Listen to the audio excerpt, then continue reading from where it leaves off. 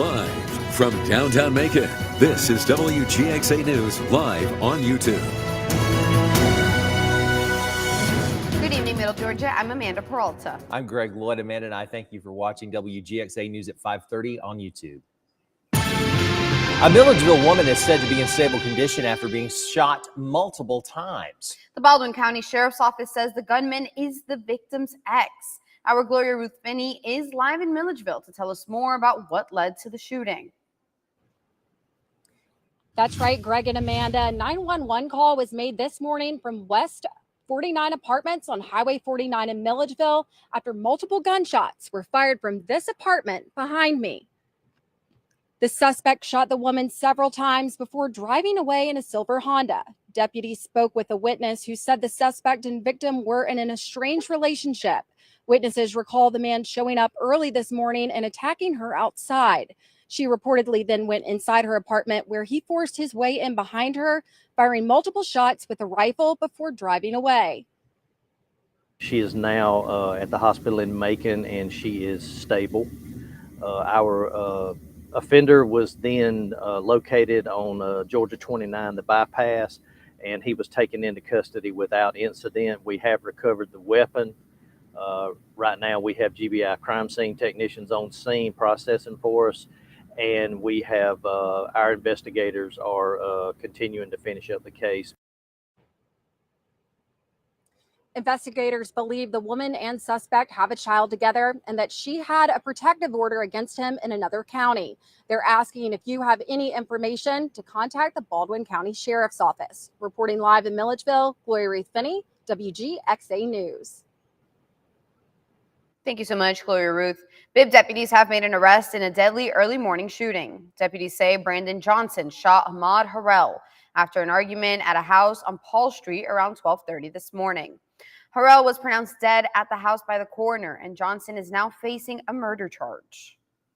To Dublin, where the police there and the Georgia Bureau of Investigation are asking your help in solving an apparent murder. Authorities say 26-year-old Jim Quez Smith was discovered lying shot on Kingsby Street around 9 Tuesday morning. He died of his injuries at the hospital. Please call Dublin Police or the GBI if you have any information. We have reported on many instances of gun violence in the recent weeks, both locally and nationally.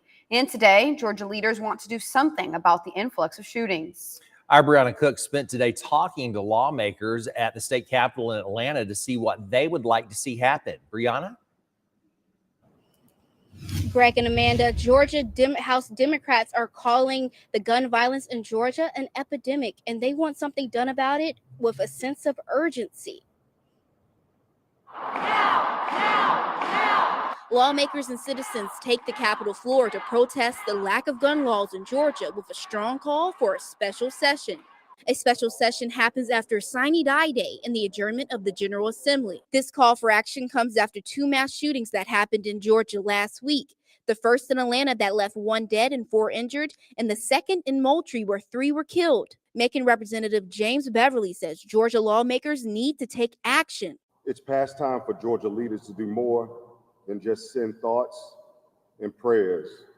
We are demanding action to end gun violence.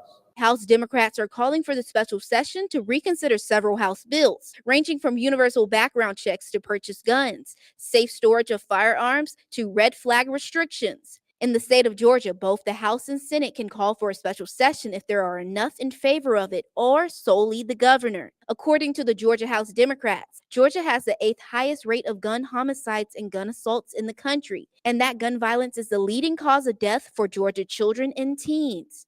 Representative Elena Parent says other states are progressively making gun laws and is hopeful Georgia will soon follow. With Republican legislators in Texas considering raising the age to buy AR-15s from 18 to 21, a modest but important step. With the Republican governor of Tennessee calling for a red flag law, and even with the U.S. Congress coming together to make modest progress after Uvalde, I have hope, and we will continue to march on. Last year, Governor Kemp signed a bill that allows permitless carry in Georgia. Joshua Anthony, who is a student, says the lack of gun laws cannot be ignored. We had another shooting in the last week that wasn't even here. but yet we continue to act as if everything will be better if we continue to roll back the restrictions on guns. Please grow up. Janet Paulson is a domestic violence survivor from her husband, who she says had mental health issues. Paulson was shot 6 times by her ex-husband and says she is advocating for those who did not survive gun assault. He shattered my left knee, my right femur. I have a through and through in my thigh. He shot me in the back and it came out through my abdomen.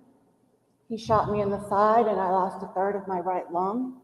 And then the last one hit my L2 vertebrae. Neither the Republican Party or the governor has responded to the call for a special session, but we will update you when they do. Reporting live in Atlanta, Brianna Cook, WGXA News. The spotlight on Congressman George Santos is getting brighter. Federal prosecutors have filed criminal charges against him in New York. The U.S. Attorney's Office says Santos was arrested on Wednesday on federal charges, including wire fraud, money laundering, and lying to Congress. He pleaded not guilty in court earlier today to all 13 charges against him. This comes after Santos admitted to lying about parts of his life experiences when he was running for Congress last year. Former President Donald Trump says the verdict in the sexual abuse and defamation case against him is, quote, a disgrace. Trump posted multiple times on his social media platform, Truth Social, about the verdict.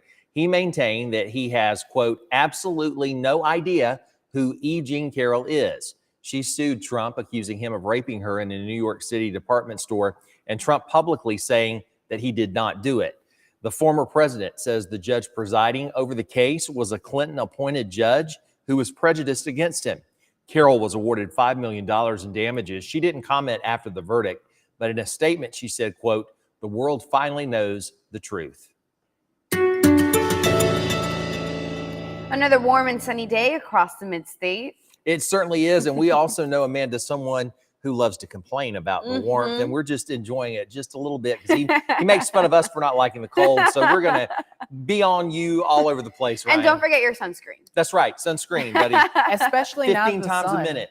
8 times a minute, maybe reapply every 2 hours, especially now that the sun is getting very high in the sky as we approach spring or approach summer. It definitely is a good idea to wear the sunscreen, especially if you're out for multiple hours at a time. But we do have some rain chances that'll hide the sun if you do see any of the rain. The main low I'm tracking just coming off the coast of Louisiana there, and we had a stalled front that pushed through, and this is really going to activate some storms in the evenings for the next few days. And we do have a few out there right now. This one storm that I'm tracking just southwest of Taylor County isn't moving a whole lot, but the storms are generally moving to the east, northeast. So the greatest rain chances for the rest of tonight will be far south and west past Mega, but not everyone will be seeing the rain. A live lookout over Dublin tonight with our Wilson Bryant Heating and Air Skycast Network. Bright sunshine out there, 81 degrees. It wasn't as warm today as it was yesterday. However, tomorrow the storms will fire up again in the evening, and the areas shaded in here as a 1 at a scale of 1 to 5 for the amount of severe storms that we could see. I'll break down what types of severe weather we could see tomorrow, all coming up in your full forecast. Guys. Thank you, Ryan. Now's a great time to download that WGXA weather app. Ryan is back shortly with your 10-day forecast. Happening right now, Watson Boulevard east of 2nd Street is shut down after a train hit a flatbed wrecker in Warner Robins around 3:30 this afternoon. Police say the driver of the wrecker was able to escape the vehicle before impact, and no injuries have been reported. So far, they know what the truck was on the tracks when the crossing arm came down between the cab and the vehicle it was towing, causing the wrecker to be unable to move. Drivers are asked to find another route as the roadway will remain shut down until the wreckage is cleared and the crossing arm is repaired. Employees at the Bluebird facility in Fort Valley gathered today ahead of the union election scheduled for this week. At least half of the facility's 1,400 workers will vote tomorrow and Friday, according to the United Steelworkers Union. According to a former employee of the corporation, working conditions there are unfair and unreasonable. Current employees are seeking a better work-life balance. They just want to be heard. They want a voice in the workplace. They want just some better guidelines that they have to work by. They just want the company to be held accountable. Cooper says current employees are getting about 10 hours of paid time off per quarter, And if their time off exceeds the allotted time, they risk getting terminated. The United Steelworkers Union says they've filed unfair labor practice charges against the company, alleging the company broke the law when trying to dissuade workers from forming a union. Meanwhile, the company is reacting to those charges, citing their 100-year history in the area without a union and saying in part, quote, "We do not believe that Bluebird is better served by injecting a labor union into our relationship with employees. During the pending election campaign, we have voiced our opinion to our employees that a union is not in the best interest of the company or our employees, but we have respected the rights of our employees and the USW at all times." A new mission has landed at Robins Air Force Base. Carlos Stevens was on the flight line today to learn more about the new task at Robins. Carlos. Guys, Robins Air Force Base now has a new aircraft that will help them support defending the United States. The process to bring the E-11A aircraft started last May. A year later, this new mission is taking flight at Robins Air Force Base through the newly activated 18th Airborne Command and Control Squadron. The E-11A is a communication relay and gateway system providing military commanders with a versatile way to exchange information. Scott Savini is the commander of the 18th Airborne Control Squadron. He says the new plane is just one of 4 that will come to replace other aircraft. The decision was made to divest the J-Stars, which has been at Robins for quite some time. And then in order to balance out manpower requirements and the amount of people here, and for other reasons. According to Robins Air Force Base, the E-11A executes critical communication connectivity and synchronization for ground forces across the world. Scott says they've wasted no time getting boots on the ground. Had our first training sortie on the 2nd of May. We'll start deploying people in probably between summer and fall or so. Scott says they saw a huge need. We have a lot of different communication systems over the years. Some are older than others, some are much more modern, new types of technology. And in order to be able to integrate those together, we want to make sure that we have all of our warfighters as much as possible with a common operational picture. More than 100 people will be enlisted in the new flying mission, according to Senior Master Sergeant Christy Kahn. However, Director of Operations Richard Elmore says the battlefield airborne aircraft comes with a huge upgrade in technology. Robins Air Force Base officials say it's unclear how the new plane will be used, but will launch several new jobs. Reporting in Warner Robins, I'm Carlos Stevens, WGXA News. It's a big, big day for Middle Georgia State University as it's graduation day. With the graduating class of 2023 well over 700, MGA had to break up the ceremony celebrating all of them achieving their dream of getting a college diploma into 2 days. Today, the schools of Computing, Arts and Letters, and Health and Natural Sciences walked the stage.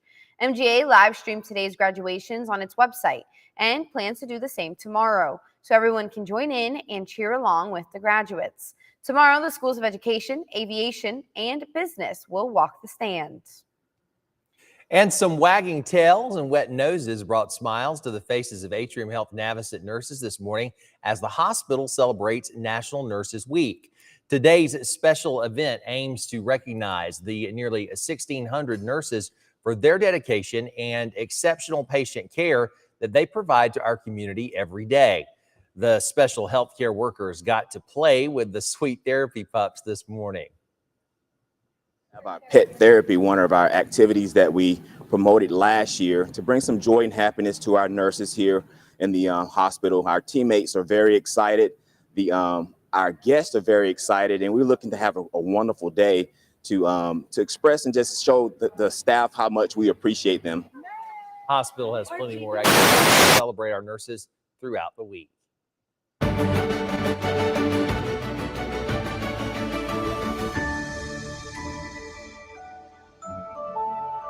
All the places you'll go is a theme at this year's signing ceremony for the high school students enrolled in the Teaching as a Profession Pathways program at Hutchings College and Career Academy. I attended that event and found out what the Bibb County School District is doing to keep their students enrolled long after they graduate. Hutchings College and Career Academy held a ceremony that celebrated seniors who committed to one day being an educator. It's the first cohort of this program to complete the 3-year learning internship program that also supplies high school credits for the students enrolled. Dean of Students at John R. Lewis Elementary School, Kiwan Harvey, discussed the importance of the program for those students who would like to one day teach the next generation. They were getting the experience of being in the classroom. They did go out into several schools within the district to gain some field experience. So they got an opportunity to complete lesson plans. They got an opportunity to teach lessons within the classroom with real live students here in Bibb County School District. Harvey is also a product of Bibb County Schools, and he hopes that, like himself, the students who participated in the signing ceremony will one day return to the school district to also make a difference. We're excited for them.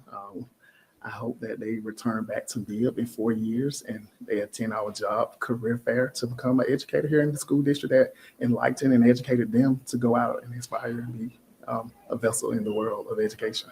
Students like Alexa Pasquale also got to honor educators who made a difference to them. Pasquale honored her 11th grade English teacher, Jennifer Hogan, and described what it's like being her student. What made it special was that her classroom was a home away from home. You could talk about basically anything and not have to worry about people judging you or hating your opinions. It was just open and everyone in there was a family basically. And it was just a lot of fun to be hanging around her. Similar to the late author that inspired the theme of the event, Pasquale is planning to focus her career on young students by becoming an early childhood education teacher after earning her 4-year degree.